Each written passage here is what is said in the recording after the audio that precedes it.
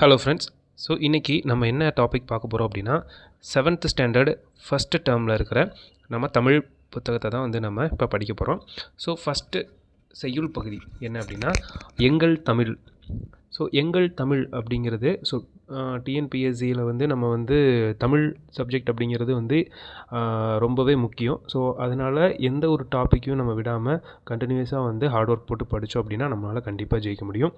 So first chapter பார்க்குறோம். So எங்கள் தமிழ். எங்கள் தமிழ் அப்படிங்கிறது யாருடைய பாடல் அப்படின்னா நம்ம நாமக்கல் கவிஞர் வே. ராமலிங்கனார் அப்படின்னு நம்ம சொல்லப்படுகின்ற நாமக்கல் கவிஞர் தான் வந்து இந்த பாடலை வந்து எழுதியிருக்காரு.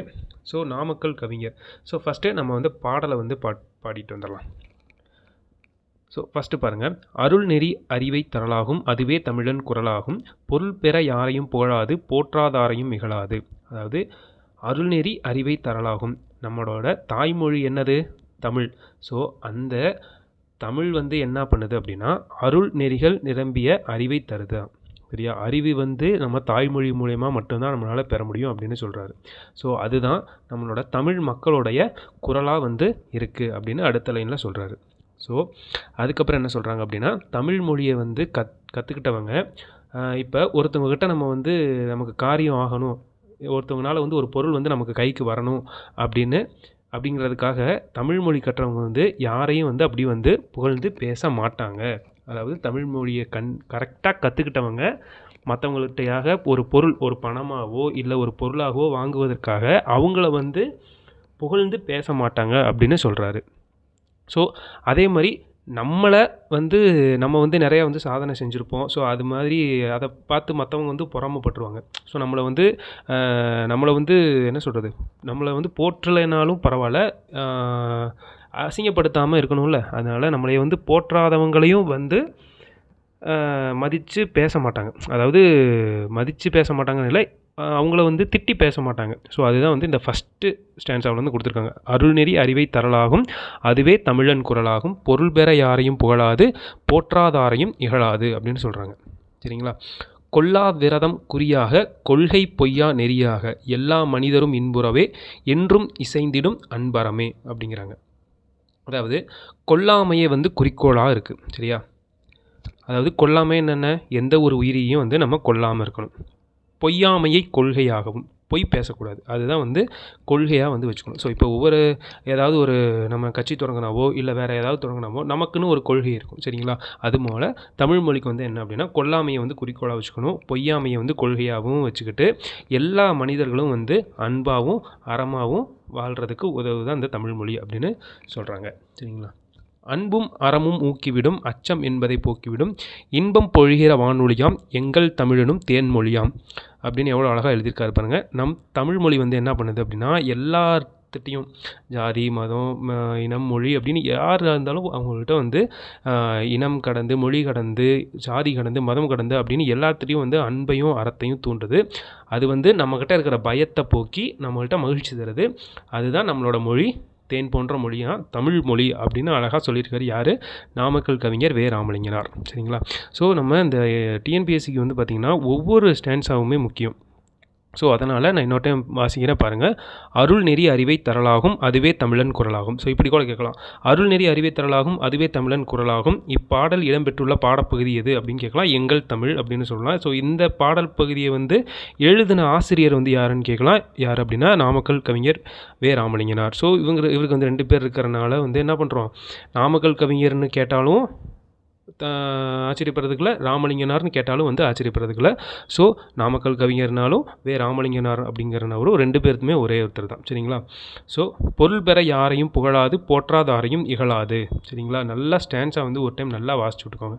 கொல்லா விரதம் குறியாக கொள்கை பொய்யா நெறியாக எல்லா மனிதரும் இன்புறவே என்றும் இசைந்திடும் அன்பரமே அன்பும் அறனும் ஊக்கிவிடும் அச்சம் என்பதை போக்கிவிடும் இன்பம் பொழிகிற வானொலியாம் எங்கள் தமிழனும் தேன்மொழியாம் அப்படின்னு வே. ராமலிங்கனார் வந்து சொல்கிறாப்புல. சரிங்களா? ஸோ இதில் ஒரு 1 மார்க்கு கண்டிப்பாக வரலாம். என்னென்னா கொல்லாமையை வந்து குறிக்கோளாகவும் பொய்யாமையை கொள்கையாகவும் கொண்டு எல்லா மனிதர்களும் இன்புற்று வாழ அன்பும் அறமும் உதவுகிறது. சரியா? எதை குறிக்கோளாகவும் எதை கொள்கையாகவும் கூட கேட்கலாம். சரிங்களா? என்னதை கொல்லாமை, கொல்லாமைங்கிறது என்னது? மற்ற உயிர்களை வந்து கொல்லாமல் இருக்கிறது. கொல்லாமையை வந்து குறிக்கோளாக இருக்கணும்.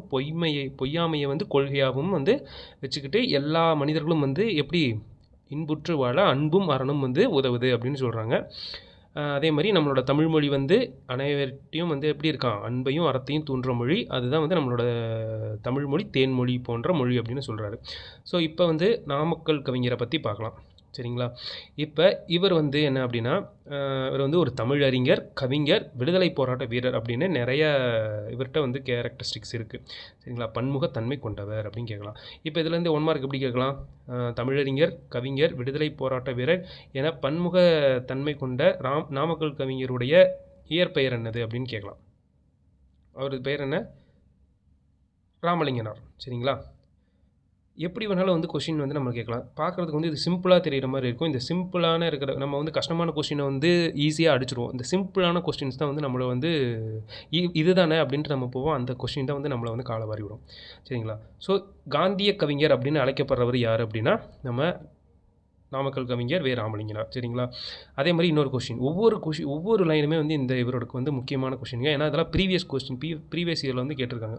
தமிழகத்தோட முதல் அரசவை கவிஞராக விளங்கியவரும் வந்து நாமக்கல் கவிஞர் தான். சரிங்களா? தமிழகத்தினுடைய முதல் அரசவை கவிஞராக விளங்கியவரும் யார் தான்? நாமக்கல் கவிஞர். காந்திய கவிஞர் அப்படிங்கிறவர் இவர் தான். சரிங்களா? அதே மாதிரி இவருடைய பல்வேறு நூல்களை பாருங்களேன். மலைக்கல்லன், நாமக்கல் கவிஞர் பாடல்கள், என் கதை, சங்கொலி உள்ளிட்ட பல்வேறு நூல்களை வந்து எழுதியிருக்காரு. ஸோ இவரோட பாடல்கள்லாம் பார்த்திங்கன்னா மலைக்கல்லன், நாமக்கல் கவிஞர் பாடல்கள், என் கதை, சங்குலின்னு சொன்னோம்ல. ஸோ இதை வந்து எப்படி வந்து நம்ம வந்து ஷார்ட்கட் போட்டு ஞாபகம் வச்சுக்கிறது அப்படின்னு சொன்னால், ஏன்னா இதெல்லாமே வந்து படிக்கும்போது ஞாபகம் இருக்கும், அதுக்கப்புறம் வந்து மறக்கிற மாதிரி இருக்கும். ஸோ இதுக்கு ஒரு சின்ன ஒரு ஷார்ட்கட். இப்போ பார்த்தீங்கன்னா மலைக்கல்லன், நாமக்கல் கவிஞர் பாடல்கள், என் கதை, சங்குலின்னு இருக்கா. ஸோ இப்போ இந்த நாமக்கல் அப்படிங்கிற ஒரு ஊரில், சரிங்களா, என்னது நாமக்கல் அப்படிங்கிற ஒரு ஊரில் இருக்கிற மலையிலேருந்து ஒரு கல், சரிங்களா, இந்த கல் வந்து விழுந்துச்சு அப்படின்னா என் கதை வந்து பார்த்திங்கன்னா அவ்வளோதான், சங்கொலி தான். சரிங்களா? இது மாதிரி ஒரு ஷார்ட்கட் போடுங்க. அதாவது நாமக்கல்லில் இருக்கிற ஊரில் இருக்கிற ஒரு மலையில், நாமக்கல்லில் என்ன ஒரு மலை இருக்குது அப்படின்னு வச்சுக்கோங்க. ஸோ நாமக்கல்லில் இருக்கிற ஒரு மலையிலேருந்து வர கல் என் மேலே விழுந்துருச்சுன்னா என் கதை அவ்வளோதான், சங்கு தான் போ அப்படின்னு சொல்கிறோம்ல. இப்போ கல் வந்து நம்ம மேலே விழுந்துச்சு அப்படின்னா அவ்வளோதான், சங்கு தான் போ. மலையிலேருந்து வர கல் எங்கேருந்து வருதான்? நாமக்கல்லேருந்து வருதான். நாமக்கல்லேருந்து மலையில் இருக்கிற கல் வந்து என் மேலே விழுந்துச்சு அப்படின்னா என் கதை அவ்வளோதான், சங்கொலி அப்படின்னு ஞாபகம் வச்சுக்கோங்க. ஒரு சின்ன ஒரு ஷார்ட்கட்டு, மறக்காது.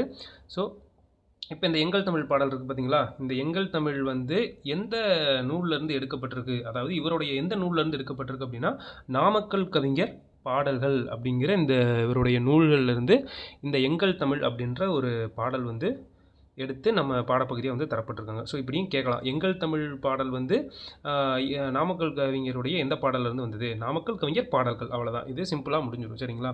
அதே மாதிரி இவருடைய இன்னொரு பாடல் இருக்குது பாருங்கள். கத்தியின்றி ரத்தமின்றி யுத்தம் ஒன்று வருகிறது, சத்தியத்தின் நித்தியத்தை நம்பும் யாரும் சேருவீர், கண்டதில்லை கேட்டதில்லை சண்டை இந்த மாதிரி, பண்படு செய்த புண்ணியந்தான் பழித்ததே நாம் பார்த்திட அப்படின்னு சொல்லிட்டு இதுவும் இவரோட எழுதின பாடல்கள் தான். ஸோ இந்த மாதிரி ஃபஸ்ட்டு 2 லைன், லாஸ்ட் 2 லைன் வந்து நல்லா மனப்பாடம் பண்ணிக்கோங்க. ஸோ இந்த மாதிரி 2 லைன் கேட்டு யார் இந்த லைன்ஸை வந்து எழுதுனாங்க அப்படின்னு கேட்கலாம். ஸோ இது வந்து யார் அப்படின்னா நாமக்கல் கவிஞர் வே ராமலிங்கனார் வந்து இந்த பாடல் வந்து எழுதியிருக்காரு. சரிங்களா? ஸோ அடுத்ததாக சொல்லும் பொருளும் வந்து பாருங்கள். சொல்லும் பொருளும் ஊக்கிவிடும் அப்படின்னா அது ஊக்கிவிடும் அப்படின்னா ஊக்கப்படுத்துறது. ஸோ உன்னால் முடியாது அப்படின்னு யாராவது சொன்னாங்க அப்படின்னா அவங்கள போய் நம்ம என்ன படுத்துவோம்? மோட்டிவேட் படுத்துவோமா? அதுதான் வந்து ஊக்கப்படுத்தும். ஊக்கிவிடும் அப்படின்னா என்னது? ஊக்கப்படுத்தும். சரிங்களா? விரதம்னா நோன்பு. இந்த முஸ்லீம் பண்டிகையில் நோன்பு கொண்டாடுறோம் அப்படிம்பாங்களே, அப்போ அந்த விரதம் மதியம் தான் சாப்பிடுவாங்க அவங்க. சரிங்களா? அந்த நோன்பு சாப்பாடு வந்து எப்போ சாப்பிடுவாங்களா? காலையில் விரதம் இருந்து மத்தியானம் அந்த நோன்புக்கு தான் வந்து சாப்பிடுவாங்க. ஸோ விரதம் அப்படின்னா என்னது? நோன்பு அப்படின்னு ஞாபகம் வச்சுக்கோங்க. ஊக்கிவிடும்னா அதுலேயே இருக்குது பாருங்கள், ஊக்கிவிடும், ஊக்கப்படுத்தும். சரியா? அடுத்து குறி அப்படின்னா என்னென்னா குறிக்கோள். சரிங்களா? உன்னோட குறிக்கோள் என்னது? நம்ம டிஎன்பிஎஸ்சியில் பாஸ் ஆகணும், அதுதான். ஸோ குறி அப்படிங்கிறது என்னென்னா குறிக்கோள். சரிங்களா? அடுத்து பொழிகிற அப்படின்னா என்னது? பொழிகிறனா தருகிற. பொழிகிறனா என்னது? மழை வந்து பொழியும். அதுலேருந்து நமக்கு என்ன தருது? தாவரங்களை வந்து தருது. ஸோ பொழிகிற அப்படின்னா தருகின்ற அப்படின்னு ஞாபகம் வச்சுக்கோங்க. மழை வந்து பொழிகிறனால நமக்கு வந்து தாவரங்கள் வந்து தருது அப்படின்னு வந்து ஞாபகம் வச்சுக்கோங்க. சரிங்களா? ஸோ அடுத்து மதிப்பீடு வினாக்கள் பாருங்கள். நெறி அப்படிங்கிற ஒரு சொல்லின் பொருள். நெறி அப்படின்னா என்னென்னா வழி அப்படின்னு அர்த்தம். உங்களுடைய நெறியில் நான் செல்கிறேன் அப்படின்னா உங்களுடைய வழியில் நான் செல்கிறேன். சரிங்களா?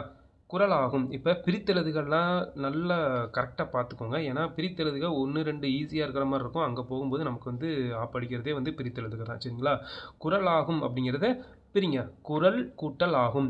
லா அப்படிங்கிற அந்த நடுப்பகுதி இருக்குது பார்த்தீங்களா, குறள் ஆகும்ல, இந்த குறள் ஆகும் அப்படிங்கிற இந்த லாவுடைய இது என்னது, குறள் லா. லாங்கிறது நெடில். சரிங்களா? நெடில். அப்போ இதை வந்து நம்ம பிரித்தோம் அப்படின்னா எப்படி வரும், இல் கூட்டல் ஆ. சரிங்களா? இல் கூட்டல் ஆன்னு வருமா? அப்போ அதே மாதிரி இங்கே பாருங்கள், இல்லு கூட்டல் ஆ, குறள் கூட்டல் ஆகும். ஸோ இதை தான் இப்படி அதே மாதிரி சேர்த்து எழுதும் போது என்ன பண்ணணும், இதை ரெண்டையும் ஃபஸ்ட் எழுதிக்கணும். இல் கூட்டல் ஆ அப்படிங்கும்போது லா. சரிங்களா? இந்த ஒவ்வொரு உயிரெழுத்தும் அதாவது நிலைமொழி, இது வந்து நிலைமொழின்னு சொல்லுவாங்க, இது வந்து வருமொழின்னு சொல்லுவாங்க. அதை நிலைமொழியுடைய இறுதி எழுத்தும் வருமொழியுடைய முதல் எழுத்தும் சேர்ந்து கிடைக்கிறது தான் வந்து நம்ம இந்த சேர்த்தெழுதுகளை வந்து நம்ம சொல்லுவோம். சரிங்களா? அதே மாதிரி இது வந்து குறள் ஆகும் அப்படிங்கிறதுல லா வந்து நம்ம தனியாக பிரிச்சுக்கிட்டு குறள் கூட்டல் ஆகும் அப்படின்னு இப்படி தான் வந்து நம்ம இங்கிலீஷில் சிலபல் பிரிக்கிற மாதிரி இது ஒரு மெத்தட். சரிங்களா? அடுத்து அதே பாருங்கள், வான் கூட்டல் ஒளி. அப்போ சொன்ன பார்த்தீங்களா, இன்னு கூட்டல் ஓ அப்படிங்கும்போது என்னது, இப்போ இன் கூட்டல் ஓ. சரிங்களா? நோ அப்படின்னு நம்ம அப்படியே, அதாவது இந்த பிரித்தெழுதுகளை நமக்கு தெரியாதுங்க, எப்படி எழுதுறது தெரியாதுன்னே இருக்கிறவங்க பசங்களுக்காக தான் சொல்கிறது. ஸோ அதனால தான் டைம் எடுத்து நிதானமாக சொல்லித்தரேன். சரிங்களா? நல்லா கவனிச்சுக்கோங்க. இன் கூட்டல் ஓ அப்படிங்கிறது என்னது, நோ. இதே இங்கே ஓ வந்து சுழிச்சிருந்தது அப்படின்னா இங்கே நம்ம ரெட்டை கொம்பு போடுவோம். சரிங்களா? இன்னு கூட்டல் ஓ, நோ வந்துருச்சா இந்த சென்ட்ரலி. அப்போ வானொலி. வான் கூட்டல் ஒலிங்கிறது என்னது, வானொலி. சரிங்களா? ஸோ அடுத்த பாடம் வந்து பார்க்குறோம் அப்படின்னா ஒன்றல்ல இரண்டல்ல. சரிங்களா? ஒன்றல்ல இரண்டல்ல அப்படின்ற ஒரு பாடம். சரிங்களா? அடுத்து பார்க்குறோம். இந்த பாருங்கள், அப்படியே பாடலை பார்த்துட்டு வந்துடலாம். ஒன்றல்ல இரண்டல்ல தம்பி சொல்ல ஒப்புமை இல்லாத அற்புதம் தமிழ்நாட்டில். ஒன்றல்ல இரண்டல்ல தம்பி சொல்ல ஒப்புமை இல்லாத அற்புதம் தமிழ்நாட்டில். தென்றல் தரும் இனிய தேன் மனமும் கமுழும் செங்கனியும் பொன் கதிரும் தந்துதவும் நன் செய்வளம். ஒன்றல்ல இரண்டல்ல தம்பி ஒப்புமை இல்லாத அற்புதம் தமிழ்நாட்டில். அப்படி அந்த ரெண்டு லைனுக்கு இடையிலேயே அந்த ஒன்றல்ல இரண்டல்ல தம்பி அப்படின்னு சொல்லிட்டு பாடுறாரு. யாருன்னா உடுமலை நாராயண கவி அவர்கள். சரிங்களா? பாடல் மறுபடியும் பார்க்கலாம்.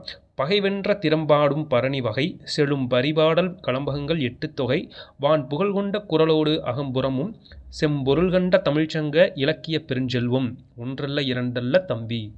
முல்லைக்கு தேர் கொடுத்தான் வேல் பாரி வான் முகிலினும் புகழ் படைத்த உபகாரி கவி சொல்லுக்கு தலை கொடுத்தான் அருள் மீறி இந்த வள்ளலாம் குமணன் போல் வாழ்ந்தவர் வரலாறு. ஒன்றல்ல இரண்டல்ல தம்பி. சரிங்களா? இதில் என்ன பண்ணுறாருங்க அப்படின்னா ஒவ்வொரு, அதாவது நம்ம அந்த பரணி, கலிங்கத்து பரணி, பரிபாடல், களம்பகங்கள் 8 தொகை, அகநானூறு, புறநானூறு இதெல்லாமே 8 தொகையில் வருதுங்களா. இந்த மாதிரி ஒவ்வொரு இதையுமே வந்து இந்த மாதிரி தமிழில் வந்து நிறையா இருக்குது அப்படின்னு சொல்லிட்டு தமிழ் மொழியையும் தமிழ் புலவர்களையும் வந்து பெருமையாக வந்து பாடுறாங்க. யாருன்னா உடுமலை நாராயண கவி அவர்கள். பாடலின் பொருளை வந்து நம்ம பார்த்துடலாம். பாடலின் பொருள் அப்படின்னா என்னென்னா இதில் தமிழ்நாட்டோட பெருமையை வந்து சொல்கிறாரு. அதாவது என்னென்னா தமிழ்நாட்டோட பெருமையை வந்து நம்ம சொல்லணும் அப்படின்னா 1, 2ன்னு நம்ம சொல்ல முடியாது, நிறையா இருக்குது. அதை சொல்கிறதுக்கே வந்து நேரமாகும் அப்படின்னு சொல்லிட்டு சொல்கிறார். அடுத்து என்னன்னு பாருங்கள். அது வந்து வேறு எதோட வந்து நம்ம என்ன சொல்ல முடியாது, இணை கட்ட முடியாது. தமிழ் மொழியில் தமிழ்நாட்டோட பெருமைகளை வந்து மற்ற இதோட வந்து என்ன பண்ண முடியாதான், இணை கட்ட முடியாது அப்படின்னு சொல்கிறாங்க. இங்கே வீசும் தென்றலில் தேன் மனம் கவலும். அதாவது இங்கே வீசுகிற காற்று இருக்குது பார்த்தீங்களா, தென்றல் காற்றில் வந்து எப்படி இருக்குதுன்னா தேன் மனம், தேனோட நறுமணம் வந்து காற்றில் வந்து கலந்துருக்கு அப்படின்னு சொல்கிறாங்க. சுவைமிகு கனிகளும் பொன் போன்ற தானிய கதிர்களும் விளையும் தமிழ்நாட்டின் நஞ்சை நிலவளம் ஒன்றல்ல பலவாகும். அதாவது நல்ல டேஸ்ட்டாக பழங்கள்லாம் இருக்குது பார்த்தீங்களா, பழங்களும் தானிய கதிர்கள் இருக்குல்ல, நெல், சோளம், கம்பு இதெல்லாமே வந்து பொன் போன்றது அப்படின்னு ஓமையாக வச்சு சொல்லியிருக்காரு. அந்த மாதிரி சுவை மிகுந்த கனிகளும் பொன் போன்ற தானிய கதிர்களும் விளையிற தமிழ்நாட்டில் வந்து இதெல்லாமே என்னன்னு சொல்லுவோம், நஞ்சை வளங்கள்னு சொல்லுவோமா, நஞ்சை வளங்கள்னு சொல்லுவோம். அந்த நஞ்சை வளங்கள்லாம் என்னென்ன ஒன்றல்ல இரண்டல்லையா பல இது இருக்குது அப்படின்னு சொல்கிறாங்க. சரிங்களா? அதே மாதிரி பகைவரை வென்றதை பாடுவது பரணி இலக்கியம். இது ஒரு ஒன்வேர்டு. பகைவரை வென்றவரை பாடும் இலக்கிய நூல் எது அப்படின்னு கேட்கலாம், பரணி இலக்கியம். சரிங்களா? அதே மாதிரி இசைப்பாடல் எது, பரிபாடல். சரிங்களா, இசைப்பாடல் எது? பரிபாடல் அப்படின்னு சொல்லுவாங்க.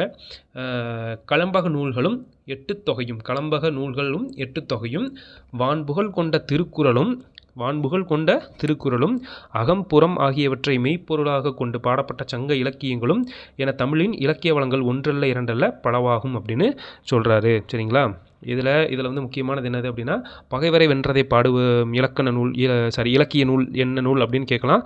பரணி, கலிங்கத்து பரணி. சரிங்களா, அதே மாதிரி இசைப்பாடல் அப்படிங்கிறது என்னது? பரிபாடல். அதுலேயே இருக்குது இசைப்பாடல், பாடல். சரிங்களா, இசைப்பாடல், பரிபாடல். சரிங்களா, தமிழ் இலக்கிய நூல்களில் வந்து இசைப்பாடல் என பெருமையாக கூறப்படும் நூல் எது அப்படின்னு கேட்கலாம். அதுதான் பரிபாடல். சரிங்களா, அந்த மாதிரி இருக்குது. சங்க இலக்கிய நூல்கள் வந்து தமிழக இலக்கிய வளங்களில் ஒன்றல்ல ரெண்டல்ல பல இலக்கிய நூல்கள் வந்து இருக்குது அப்படின்னு சொல்கிறாங்க. சரிங்களா, அதே மாதிரி முல்லைக்கு தேர்ந்து மழை மேகத்தை விட புகழ் பெற்றான் வள்ளல் வேள்பாரி. சரிங்களா, முல்லைக்கு தேர்ந்த கொடைவள்ளல் வந்து நம்ம எல்லாத்துக்குமே தெரியும், வள்ளல் வேள்பாரி. புலவரின் சொல்லுக்காக தன் தலையே தர துணிந்தான் குமணவல்லன். சரிங்களா, ஏதோ ஒரு புலவர் வந்து சொல்லியிருக்காரு குமணவள்ளலை. ஸோ அதுக்காக அவருடைய தலையே தந்து அதை வந்து நிரூபிக்கிறதுக்காக தன்னோட தலையே வந்து கொடுக்குற வள்ளல் யார் அப்படின்னா, யாரும் அப்படின்னு கொடுக்க மாட்டாங்க. அதான் குமணவள்ளல் அப்படிங்கிற ஒருத்தர் தான் வந்து கொடுத்துருக்காங்க. ஸோ இவங்களை போல புகழ்பெற்று விளங்குற தமிழ்நாட்டில் இந்த மாதிரி வள்ளல்கள் வந்து ஒன்றல்ல ரெண்டல்ல பல பேர் இருக்கிறாங்க அப்படின்னு சொல்லிட்டு தமிழ்நாட்டை வந்து சிறப்புப்படுத்தி கூறியிருக்காரு. சரிங்களா, இதில் என்ன சொல்லியிருக்காரு, அதில் விளைகிற தானியங்கள், தானிய கதிர்கள், தென்றல் தவிர காற்று, இதை பற்றி ஃபஸ்ட்டு ஸ்டான்ஸில் சொல்லியிருக்காங்க. ரெண்டாவது இதில் வந்து சங்க இலக்கியங்களை பற்றி பெருமையாக பாடியிருக்காங்க. பரணி இலக்கியம், பரிபாடல், கலம்பக நூல்கள், 8 தொகை, திருக்குறள், புறநானூறு, இந்த மாதிரி நிறைய சங்க இலக்கியங்கள் வந்து சொல்லியிருக்காங்க. அடுத்த இதில் வந்து வேள்பாரி, குமணவள்ளல், இந்த மாதிரி நல்ல வள்ளல் கொடைமிக்க புலவர்கள் வள்ளல்களை பற்றி புகழ்ந்து பாடியிருக்கிறாங்க. சரிங்களா, யார்? உடுமலை நாராயண கவி அவர்கள். சரிங்களா, இப்போ இவர் வந்து எப்படி வந்து புகழப்படுறாரு அப்படின்னா, பகுத்தறிவு கவிராயர் அப்படின்னு புகழப்படுறாரு. சரிங்களா, பகுத்தறிவு கவிராயர் என்று புகழப்படுபவர் யார் அப்படின்னு கேட்கலாம். அவர் வந்து உடுமலை நாராயண கவி. சரிங்களா, இவர் வந்து தமிழ் திரைப்பட பாடலாசிரியராகவும் நாடக எழுத்தாளராகவும் புகழ்பெற்றவர். சரிங்களா, இதில் கூற்று காரணத்தில் கூட கேட்கலாம். அதாவது கூற்று ஆவில் வந்து எப்படி கேட்கலாம் அப்படின்னா, உடுமலை நாராயண கவி பகுத்தறி கவிராயர் என்று புகழப்படுகிறார். சரிங்களா, இவர் வந்து தமிழ் திரைப்பட பாடலாசிரியராகவும் நாடக எழுத்தாளராகவும் புகழ்பெற்றவர். சரிங்களா, இப்போ இதில் வந்து கூற்று 1, 2 சரி, கூற்று 1 மட்டும் சரி, கூற்று 2 மட்டும் சரி, இல்லை 2ம் தவறு அப்படின்னு ஆன்சர் வந்து வைக்கலாம். சரிங்களா, அப்போ என்னது? 2மே சரிதான். பகுத்தறிவு கவிராயர் யார்? உடுமலை நாராயண கவி. இவர் வந்து தமிழ் திரைப்படத்தில் பாடலாசிரியராக இருந்திருக்காரு, நாடக எழுத்தாளராகவும் வந்து இருந்திருக்காரு. இப்போ பாடலாசிரியர்கள் வைரமுத்து, தாமரை, இந்த மாதிரி பாடலாசிரியர்களில் இவர் வந்து முன்னாள் பாடலாசிரியர். சரிங்களா, திரைப்பட பாடலாசிரியரில் முன்னாள் பாடலாசிரியர் வந்து இவர் தான், உடுமலை நாராயண கவி அவர்கள். நாடகத்தில் வந்து எழுத்தாளராக வந்து ரைட்டராக வந்து இருந்திருக்காரு. தன்னோட பாடல்கள் மூலிமா பகுத்தறிவு கருத்துக்களை வந்து பரப்புனனால தான் வந்து இவர் வந்து பகுத்தறிவு கவிராயர் அப்படின்னு வந்து புகழப்படுறாரு. சரிங்களா, நாட்டுப்புற இசையில் சிம்பிளாக அதோட நாட்டுப்புற இசையோட எளிமையை வந்து கையாண்டு கவிதைகள் எழுதுவரில் இவர் வந்து வல்லவர். அவரோட பாடல் தான் வந்து இந்த ஒன்றல்ல இரண்டல்ல அப்படின்னு சொல்லிட்டு தராங்க. சரிங்களா, இப்போ ஒன்றல்ல இரண்டல்ல நூலை பற்றி பார்த்தோம். அவருடைய ஆசிரியர் வந்து யாருன்னு பார்த்தோம், பகுத்தறிவு கவிராயரான உடுமலை நாராயண கவி. சரிங்களா, இந்த மாதிரி இந்த நூல். ஸோ அடுத்து பாருங்கள், மதிப்பீடு வினாக்கள். சரிங்களா, மதிப்பீடு வினாக்களில் பகைவரை வெற்றி கொண்டவரை பாடும் இலக்கியம் என்ன நூல்? பரணி. சரிங்களா, அதில் இசைப்பாடல் வந்து நம்ம என்னது சொல்கிறோம்? பரிபாடல். ஸோ ஆப்ஷனில் ரெண்டாவதாக இருக்குது பாருங்கள், பரிபாடல் இருக்குது. அது வந்து என்னது? இசைப்பாடல். சரிங்களா, பகைவரை வெற்றி கொண்டவரை பாடும் இலக்கியம் வந்து பரணி. அடுத்து, வானில் டேஸ் கூட்டம் திரண்டால் மழை பொழியும். வானில் என்ன கூட்டம் பொழிஞ்சா? முகில் கூட்டம் வந்து திரண்டால் மட்டும்தான் மழை பொழியும். முகில்னா என்னது? மேகம். சரிங்களா, முகில் கூட்டம் திரண்டால் மட்டும்தான் என்ன பெய்யும்? மழை பெய்யும். சரிங்களா, இரண்டல்ல அப்படிங்கிற சொல்லை வந்து பிரித்தெழுத கிடைப்பது என்னது? 2 கூட்டல் அல்ல. சரிங்களா, தந்து உதவும், தந்து கூட்டல் உதவும், ஃபர்ஸ்ட் ஆப்ஷன். அடுத்து, ஒப்புமை கூட்டல் இல்லாத அப்படின்னா சேர்த்து எழுதணும். என்ன பண்ணுது? ஒப்புமை இல்லாத. சரிங்களா, ஒப்புமை இல்லாத. கரெக்டாக பார்த்து அடிக்கணும், ஏன்னா எல்லா ஆப்ஷனுமே வந்து ஒரே மாதிரி இருக்கிற மாதிரி தான் இருக்கும். கரெக்டாக பார்த்து பிரித்து கரெக்டாக அடிச்சிங்கன்னா தான் மார்க்கு. சரிங்களா, எல்லாம் ஒவ்வொரு மார்க்கும் வந்து ரொம்ப ரொம்ப முக்கியம். அதுவும் தமிழ் இந்த மாதிரி கொஸ்டின்ஸ் எல்லாம் வந்து தவற விட்டோம்னா அவ்வளோதான், போச்சுன்னு வச்சுக்க வேண்டியதான். பாருங்கள், சொல்லும் பொருளும் வந்து பார்த்துடலாம். சொல்லும் பொருளும் பார்த்தீங்கன்னா, ஒப்புமை அப்படின்னா என்னதுன்னா இணை. சரிங்களா? ஒப்புமைனா என்னது? கம்பேரிசன். அப்போ என்னது? இணை. ஒரு 2 இணை இருந்தால் தானே வந்து நம்ம என்ன பண்ண முடியும்? ஒப்புமை பண்ண முடியும், கம்பேர் பண்ணி காட்ட முடியும். அதுதான் ஒப்புமை. என்னது? இணை. சரிங்களா? அற்புதம், வியப்பாக பார்க்குறது. ஒரு என்னது? ஒரு அரிய நிகழ்ச்சி வந்து நடந்தது அப்படின்னா என்ன பண்ணுவோம்? நம்ம வியப்பாக பார்ப்போம். அதான் அற்புதம். அற்புதம்னு என்னது? வியப்பு. சரிங்களா? முகில். முகில்னா என்னது? மேகம். சரிங்களா? உபகாரி அப்படின்னா என்னது? வள்ளல். உபகாரின்னா என்னது? வள்ளல். எல்லாமே ஈஸியாக இருக்குது. சீக்கிரம் டக்கு டக்குன்னு நம்ம படித்து முடிச்சிடலாம். சரிங்களா? ஸோ அடுத்து வந்து நம்ம என்ன பார்க்க போகிறோம் அப்படின்னா, உரைநடை. பேச்சு மொழியும் எழுத்து மொழியும் அப்படின்னு பார்க்குறோம். ஸோ இது வந்து அப்படியே ஒரு தியரி மாதிரி இருக்குது. அப்படியே நான் கதை மாதிரி அப்படியே சொல்கிறேன். டக்குன்னு அப்படியே கை வச்சு கவனிச்சுக்கிட்டே வாங்க, டக்குன்னு முடிஞ்சிடும். சரிங்களா? இப்போ மொழி அப்படின்னா என்னென்ன அப்படின்னா, நம்ம வந்து என்ன வந்து கருத்து சொல்ல வரோம், இல்லை நம்மளோட உணர்ச்சிகளை வந்து மற்றவங்களுக்கு வந்து தெரியப்படுத்தணும் அப்படின்னா, நம்ம மனிதர்களால் தான் அந்த காலத்தில் வந்து உருவாக்கப்பட்ட ஒரு இது, அதாவது என்னென்னா ஒரு டூல் அப்படின்னு சொல்லலாம். அது வந்து என்னது? அதுதான் மொழி. சரிங்களா? அது வந்து ஒருத்தரோட கருத்தை வந்து மற்றவங்கள்ட்ட வந்து சொல்கிறனால அதை வந்து அவங்க புரிஞ்சுக்கிட்டு அதை வந்து ரிப்ளை கொடுக்குறாங்க. அதுதான் என்னது? மொழி அப்படின்னு நம்ம வந்து சொல்கிறோம். சரிங்களா? மொழி மூலமாக தான் வந்து மனிதர்களுடைய சிந்தனை என்ன பண்ணுது? ஒரு தலைமுறையிலிருந்து மற்றொரு தலைமுறைகளுக்கு வந்து கடத்து செல்லப்படுகிறது. மொழி வந்து இல்லை அப்படின்னா நம்மளோட மனித சமுதாயம் வந்து எப்படி இருந்திருக்கும்? முன்னேற்றமே இருந்திருக்காது அப்படின்னு சொல்கிறாங்க. சரிங்களா? தொடக்க காலத்தில் வந்து மனிதர்கள் வந்து எப்படி வாழ்ந்தாங்க? தனித்தனியாக வாழ்ந்துட்டு இருந்தாங்க. அவங்களுக்குன்னு தனியாக வந்து என்ன பண்ணிட்டாங்க? ஒலி குறியீடுகள் உருவாக்கியிருக்காங்க. ஒலி குறியீடுகள் அப்படின்னா என்னது? சைகைகள். சரிங்களா? இது வந்து என்னது? ஒலி அப்படிங்கிறது இது வந்து சவுண்டு. இது ஒலிங்கிறது என்னது? சவுண்டு. சரிங்களா? இந்த லீ போட்டால் தான் என்னது? வெளிச்சம். சரிங்களா? இந்த லீ வந்து என்னது? சவுண்டை குறிக்கிறது. சரிங்களா? ஸோ இதை காரணமாக தான் என்னது? பழமொழி வந்து தோன்றியிருக்கு. நிறையா மொழி வந்து தோன்றியிருக்கு அப்படின்னு சொல்கிறாங்க. இப்போ வந்து மொழியோட வடிவங்கள் பாருங்கள். வாயினால் பேசப்பட்டு பிறரால் கேட்டு உணரப்படுவது பேச்சு மொழி. சரிங்களா? என்னது? வாயால் பேசி பிறரால் கேட்டு உணர்றது. இப்போ நான் வந்து இப்போ நான் உங்களுக்கு சொல்லித்தரேன். சரிங்களா? இது நான் வாயால் பேசுகிறது. சரிங்களா? அதை நீங்கள் கேட்குறீங்க பார்த்தீங்களா? இதுதான் என்னது? பேச்சு மொழி அப்படின்னு சொல்கிறாங்க. இவ்வாறு பேசுவதும் கேட்பதும் மொழியுடைய முதல் நிலை. இது வந்து ஒரு 1 மார்க்கே கேட்கலாம். மொழியுடைய முதல் நிலை வந்து என்னது? பேசுறது, கேட்குறது. எடுத்தோடனே நம்ம என்ன பண்ணுறோம்? ஏதாவது நம்ம எங்கேயாவது போகிறோம், எங்கேயாவது போகையில் நமக்கு வந்து அட்ரஸ் தெரியாது. ஸோ போய் நம்ம என்ன கேட்போம்? பேசுகிறோம். மற்றவங்கள்ட்ட நம்மளுடைய கருத்தை வந்து சொல்லுறோம். அதனால தான் வந்து அவங்க கேட்குறாங்க. கேட்டு திருப்பி வந்து நமக்கு ஆன்சர் பண்ணுறாங்க. ஸோ மொழியுடைய முதல் நிலை என்னது? பேசுவதும் கேட்பதும் தான் என்னது? மொழியுடைய முதல் நிலை. சரிங்களா? கண்ணால் கண்டு உணருமாறு வழி வடிவமாக எழுதப்பட்டு படிக்கப்படுவதும் எழுத்து மொழியாகும்.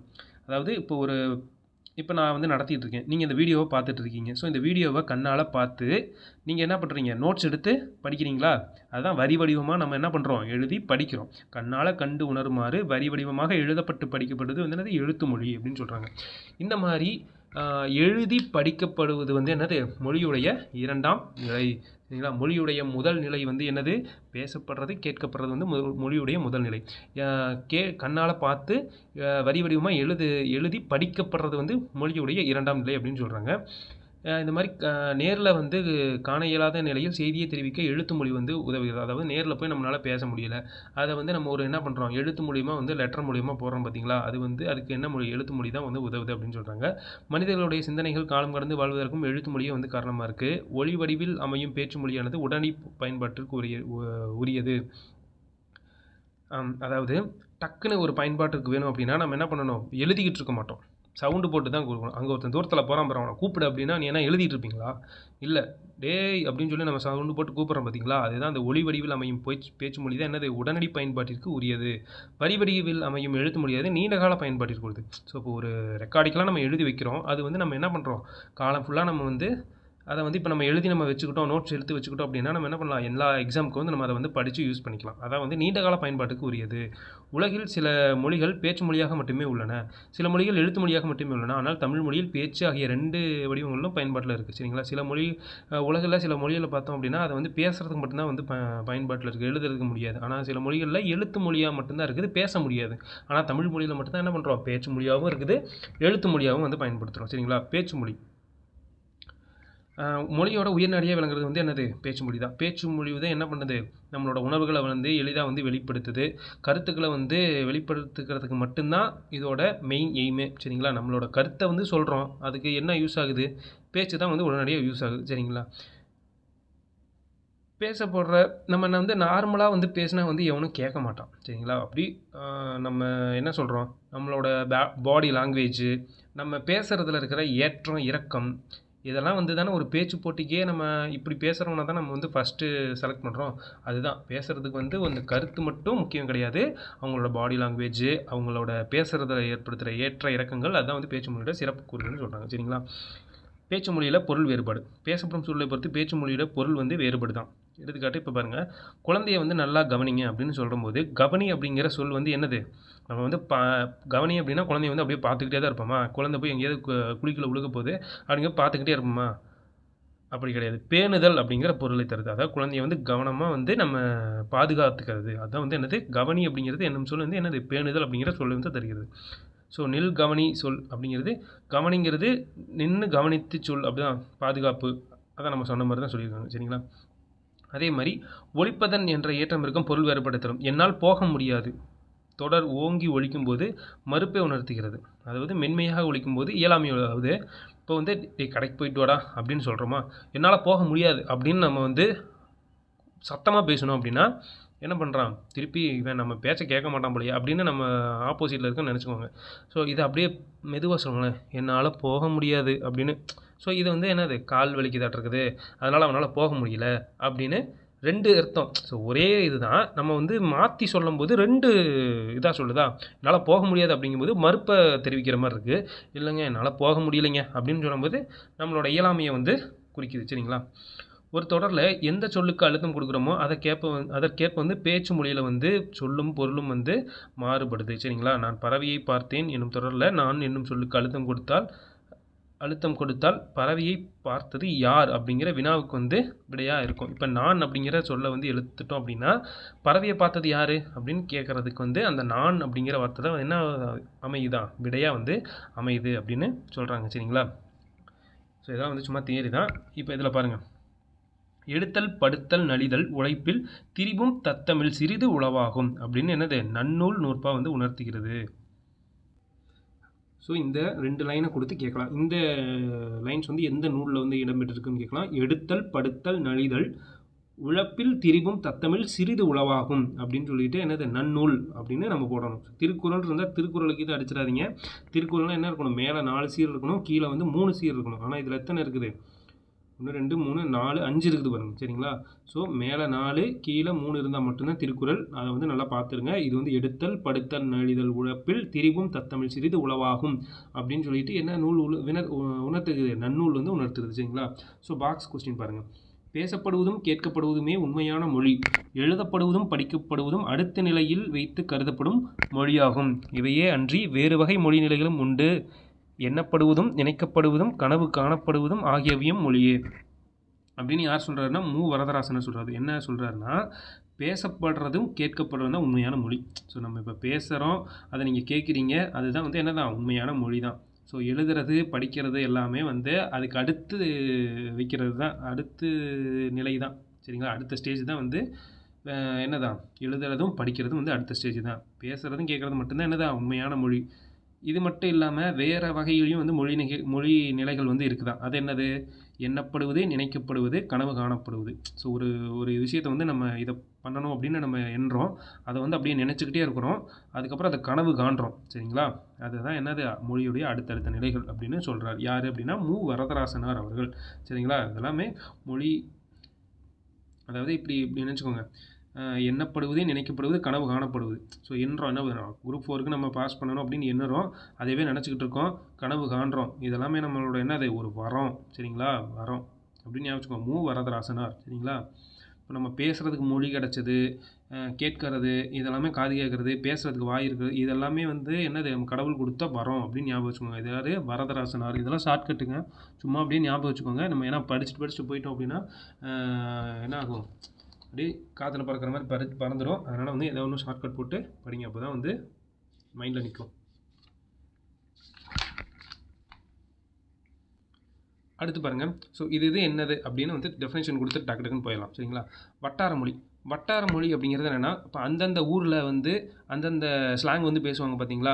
இப்போ ஒவ்வொரு ஸ்லாங் தெற்க சைடு அப்படின்னா அது ஒரு மாதிரி ஸ்லாங் பேசுவாங்க. இப்போ இந்த இருக்குது அப்படின்னா இருக்கிறது அப்படின்னா இருக்கு, இருக்குது, இக்குது, இருக்கிது அப்படின்ற மாதிரிலாம் சொல்கிறாங்களா? அது மாதிரி ஒவ்வொரு வட்டார மொழிகளுக்கும் வந்து மொழி வேறுபாடு வந்து மாறிக்கிட்டே இருக்கும் அப்படின்னு சொல்கிறாங்க. சரிங்களா?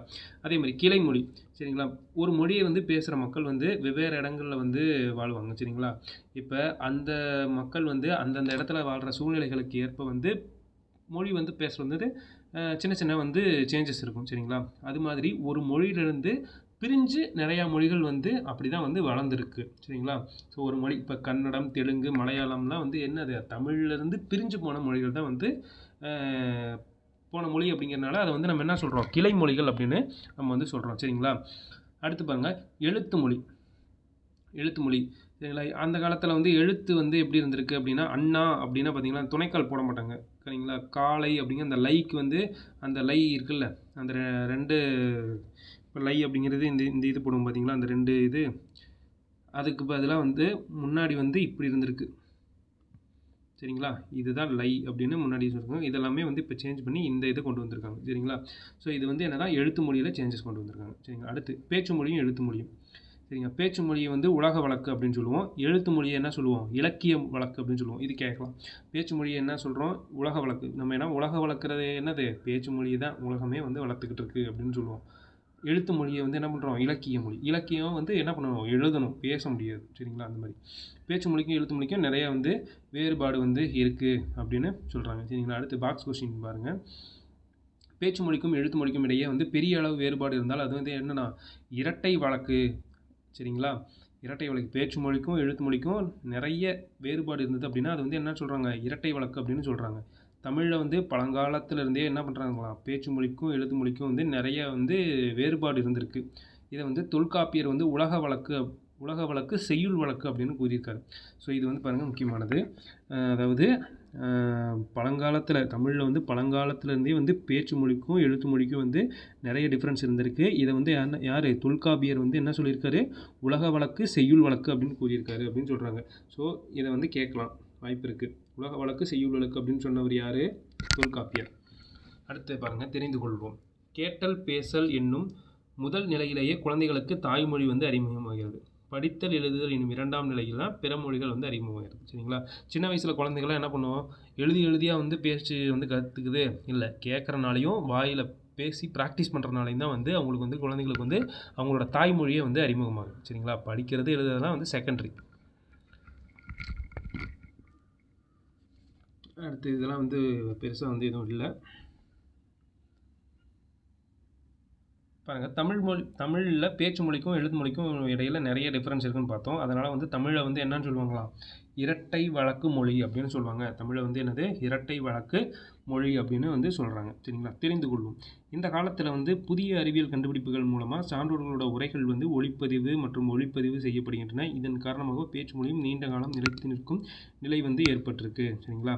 இப்போ இது என்னது, அறிவியல் கண்டுபிடிப்புகள் சயின்ஸ் டெக்னாலஜி மூலிமா என்ன பண்ணுறாங்களாம், முன்னோர்கள் சான்றோர்கள் அதாவது நல்லா படித்தவர்களை வந்து விட அவங்களோட பேசுகிறாங்க பார்த்தீங்களா, அதை வந்து நம்ம என்ன பண்ணுறோம், வீடியோ எடுத்து வச்சுக்கிறோமா. ஸோ அதனால் வந்து யூடியூப்பில் விட்டுறாங்க. அதெல்லாம் வந்து நம்ம என்ன பண்ணுறோம், ஏதாவது இன்ஸ்பிரேஷன் ஏதாவது பேச்சு போட்டி இந்த மாதிரி இருக்கும்போது நம்ம வந்து அவங்களோட பாயிண்ட்ஸ் எல்லாம் எடுத்து நோட் பண்ணி வச்சுக்கிறோமா. இதனால் வந்து நிறைய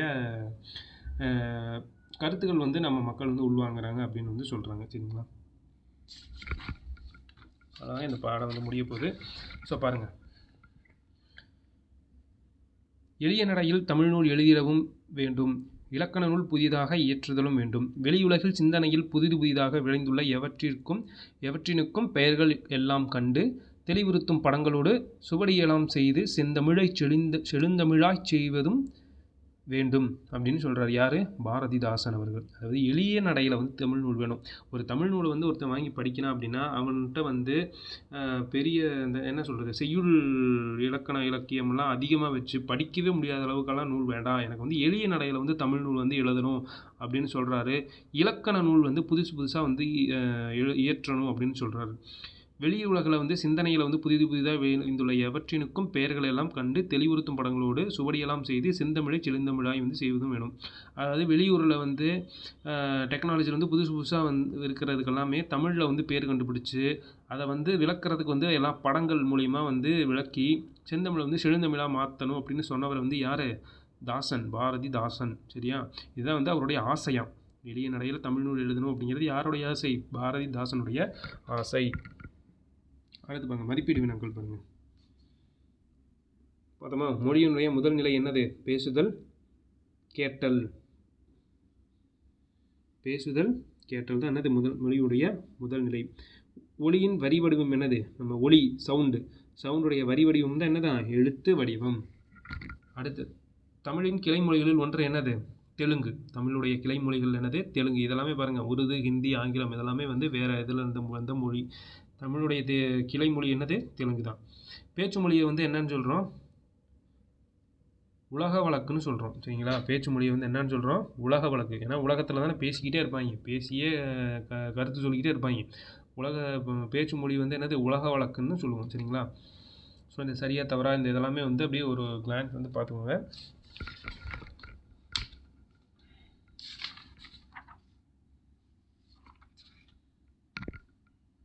சரி, அடுத்து பாருங்கள், சொலவடைகள். சொலவடைகள் அப்படிங்கிறது என்ன அப்படின்னா, நம்ம வந்து கிராமப்புறங்களெல்லாம் வந்து இப்போ வந்து நம்ம என்ன பழமொழி பேசாத அப்படின்றாங்களா, அது வந்து ஆக்சுவலாக வந்து பழமொழி கிடையாது. அது வந்து என்னென்னா சொலவடைகள். சரிங்களா? இப்போ பாருங்கள், ஒவ்வொரு சொலவடைகளும் வந்து பார்க்கலாம். புண்ணுக்கு வந்து மருந்து போட முடியும், பிடிவாதத்துக்கு வந்து மருந்து போட முடியுமா? அது வீட்டில் இருக்கிற சின்ன பசங்கள்லாம் என்ன பண்ணுவாங்க, ஏதாவது வேணும் அப்படின்னு அடம் பிடிப்பாங்க. அதுக்கு பேர் என்ன? பிடிவாதம். அப்போ வந்து அவங்க அப்பா அம்மா சொல்லுவாங்க, என்ன அது புண்ணுக்கு மருந்து போட முடியும்னா அவன் பிடிவாதத்துக்கு மருந்து போட முடியாது அப்படின்னு சொல்கிறாங்கல்ல. ஸோ இந்த மாதிரி சொலவடைகள்லாம் வந்து எப்படி கேட்கலாம் அப்படின்னா, ஒரு ஃபஸ்ட்டு லைன் புண்ணுக்கு மருந்து போட முடியும், டேஸுக்கு மருந்து போட முடியாது அப்படின்னு கேட்பாங்க. என்னது? பிடிவாதத்துக்கு மருந்து போட முடியாது. ஸோ இந்த மாதிரி ஒவ்வொரு இதை படிக்கிறேன், அப்படியே பார்த்துக்கிட்டு வாங்க. அணை உடஞ்சி போனால் வெள்ளம் அழுதாலும் வராது. அணை உடஞ்சி போன வெள்ளம் அழுதாலும் வராது. அதாவது அணை உடஞ்சி வெள்ளம் போயிடுச்சு, அது என்னவா? அழுதாலும் வந்து வராது அப்படின்றாங்க. அதனால் ஒழுங்காக பள்ளிக்கூடத்துக்கு போய் படிக்கிற வேலைப்பார், அழுகாமல் அப்படின்னு சொல்கிறாங்க. சரிங்களா? அடுத்து பாருங்க, விளைச்சலுக்கும் வெள்ளாட்டுக்கும் ஜென்ம பகை. அடுத்து பாருங்கள், எறும்பு ஊற கல்லும் தேயுங்கிற கதை மாதிரி. சரிங்களா? பாருங்கள், ரெண்டுக்கும் பாருங்கள், விளைச்சலுக்கும் வெள்ளாட்டுக்கும் செம்ம பகைங்கிற மாதிரி. இந்த பையன்கிட்ட போராடி தான் படிக்க வைக்கணும். இந்த பையனுக்கும் படிப்புக்கும் வந்து ஆகவே ஆகாதாட்டு ரெண்டுக்கும் பகையாட்டிருக்குது அப்படின்னு சொல்கிறாங்களா, அது மாதிரி தான் விளைச்சலுக்கும் வெள்ளாட்டுக்கும் செம்ம பகை. சரிங்களா? எறும்பு ஊற கல்லும் தேயுங்கிற கதை மாதிரி. இவன் வந்து என்னது, இவனை வந்து பொறுமையாக வந்து நம்ம நல்ல பையனாக வந்து மாற்றணும் அப்படிங்கிறதுக்காக இந்த பழமொழி சொல்லுவாங்க. அடுத்து பாருங்கள், உழைக்கிற மாடு தான் வந்து ஊருக்குள்ளே வந்து விலை போகும், படிக்கிற பையன்தான் வந்து என்னது வேலைக்கு போவியான். அது மாதிரி தான் உழைக்கிற மாடு தான் ஊருக்குள்ளே விலை போகும் அப்படின்னு சொல்லுவாங்க. அடுத்து பாருங்கள், அடமழை விட்டாலும் செடி மழை விடாதுங்கிற மாதிரி, அப்பா விட்டாலும் அம்மா விட மாட்டாங்க போல அப்படின்னு நினச்சி வந்து பையன் வந்து ஏதாவது ஸ்கூலுக்கு போகிறதுக்கு வந்து ஸ்கூலுக்கு இது போவியான் அப்படிங்கிற மாதிரி சொல்லுவாங்க அந்த இடத்துல பழமொழி. அடுத்து பாருங்கள், நினச்சாதான் கழுத எடுத்தாதான் ஓட்டம்ங்கிற மாதிரி. நினச்சாதான் கழுத எடுத்தாதான் ஓட்டம்ங்கிற மாதிரி, பள்ளிக்கூடம் முடிஞ்சுமே ஓடுறான் பாரு வீட்டுக்கு அப்படிங்கிற மாதிரிங்களா, அது மாதிரி. குடல் கூழுக்கு அழுவுதான், கொண்ட பூவுக்கு அழுவுதான் அப்படின்னு நிறைய வேலை கிடக்குது அப்படிங்கிறதுக்கு இந்த குடல் கூழுக்கு அழுவுதான், கொண்ட பூவுக்கு அழுகுதான் அப்படின்னு சொல்கிறாங்க. அடுத்து பாருங்கள், சொப்பனத்தில் கண்ட அரிசி சோத்துக்கு ஆகுமா, அதனால் நான் போகிறேன் போங்க அப்படின்னு சொல்லிட்டு போகிறாங்க. அடுத்து பாருங்கள், நல்ல பாம்பு படம் எடுக்கலாம், நாக்கலாம் பூச்சி படம் எடுக்கலாமா, உனக்கு தான் வேலை இல்லை, அவனுக்குமா வேலை இல்லை அப்படிங்கிற மாதிரி சொல்லுவாங்களே அந்த இது. அடுத்து பாருங்கள், 1000 கலம் நெல்லுக்கு ஒரு அந்து பூச்சி போதும், உன்னை போல் ஒரு ஆள் இருந்தால் இந்த கூட்டமே கெட்டு போயிடும் அப்படிங்கிறாங்களே, அது மாதிரி. பாருங்கள், ஆள் கூடுனா பாம்பு சாகுமா, கையை ஊனி தான் காரணம் போட முடியும். சரிங்களா? ஆள் கூடுனா பாம்பு சாகுமா, கையை ஊனி தான் காரணம் போட முடியும் அப்படின்னு சொல்லுவாங்கள்ல. அடுத்து பாருங்கள், காவடிப்பாறை சுமக்கிறவனுக்கு தான் தெரியும், இப்போ உனக்கு தான் வேலை இல்லை, இந்த மாதிரிலாம் பாருங்கள். இருப்பவனுக்கு புளி ஏப்போம், இல்லாதவனுக்கு என்ன தான் பசி ஏப்போம். அடுத்து, 4 வீட்டில் கல்யாணமா, நாய்க்கு அங்கேயும் இங்கேயும் ஓட்டமா. இந்த இதெல்லாம் பார்த்தீங்கன்னா கிராமத்தில் வந்து அடிக்கடி இந்த மாதிரி பழமொழியெல்லாம் சொல்லும்போது சிரிப்பு தான் வரும். சாரி, இது வந்து பழமொழி கிடையாது, சொலவடைகள். சரி பாருங்கள், அவ பொழுது போக்குவதிலும் தவப்பொழுது நல்லதும்பாங்க. அதாவது வீணாக வந்து பொழுதுபோக்குறத காட்டிலையும் ஏதாவது நல்லா உருப்படியாக செய்யுடா அப்படிங்கிறாங்கல்ல, அந்த மாதிரி. பாடி பாடி குத்தினாலும் பதறு அரிசியாகுமா அப்படிங்கிறாங்க. அதாவது பதறு வந்து என்ன தான் குத்தினாலும் அது அரிசியாகுமா அப்படிங்கிறாங்க. அதிர அடித்தா உதிர விளையும். அடுத்து பாருங்கள், குத்துக்கல்லுக்கு என்ன குதிரை வெயிலுங்கிற மாதிரி, குளிரா வெயிலுங்கிற மாதிரி. குத்துக்கல்லுக்கு வந்து என்னது, குளிரா வெயிலா, அது பாட்டுக்கு அங்கேயே குத்து வச்சு உட்காந்துருக்குது கல். அகழியில் விழுந்த முதலைக்கு அதுவே சொர்க்கம். சரிங்களா, அகழியில் விழுந்த முதலைக்கு அதுவே சொர்க்கம். அடுத்து, கார்த்திகை மாதம் பிறையை கண்ட மாதிரி. இது கார்த்திகை மாதம் பிறையை கண்ட மாதிரி. அதை விட்டாலும் கதி இல்லை, அப்பால போனாலும் விதி இல்லை. அதை விட்டாலும் கதி இல்லை, அப்பால போனாலும் விதி இல்லை. தட்டி போட்ட ரொட்டிக்கு புரட்டி போட ஆள் இல்லாமல் இருக்கும். இது தட்டி போட்ட ரொட்டிக்கு புரட்டி போட ஆள் இல்லாமல். அடுத்து, அல்லுருவன் பக்கத்தில் இருந்தாலும் கில்லுருவன் பக்கத்தில் வந்து இருக்கக்கூடாது. அதாவது நிறையா எடுக்கிறவன் பக்கத்தில் இருந்தாலும் சும்மா கொஞ்சோண்டு கிள்றான் பார்த்தீங்களா, கஞ்சங்கிட்ட வந்து இருக்க முடியாது. சரிங்களா. அடுத்து, அமாவாசை இருட்டில் பெருச்சாளிக்கு போன இடமெல்லாம் வழி தான். அமாவாசை இருட்டில் பெருச்சாளிக்கு போன இடமெல்லாம் வழி தான் அப்படிங்கிற மாதிரி. ஸோ இந்த சொலவடைகள்லாம் ஏன் வந்து நான் அப்படி வாசிச்சுக்கிட்டு இருந்தேன் அப்படின்னா, ஒவ்வொரு சொலவடையுமே வந்து என்னது, ஒரு இடத்துல டேஷ் போட்டாலுமே நமக்கு வந்து கன்ஃபியூஸ் ஆகிற மாதிரி இருக்கும். ஸோ அதனால் வந்து வீடியோ வந்து பாஸ் பண்ணி நல்லா தெளிவாக வந்து கேட்டுக்கோங்க. ஓகேங்களா.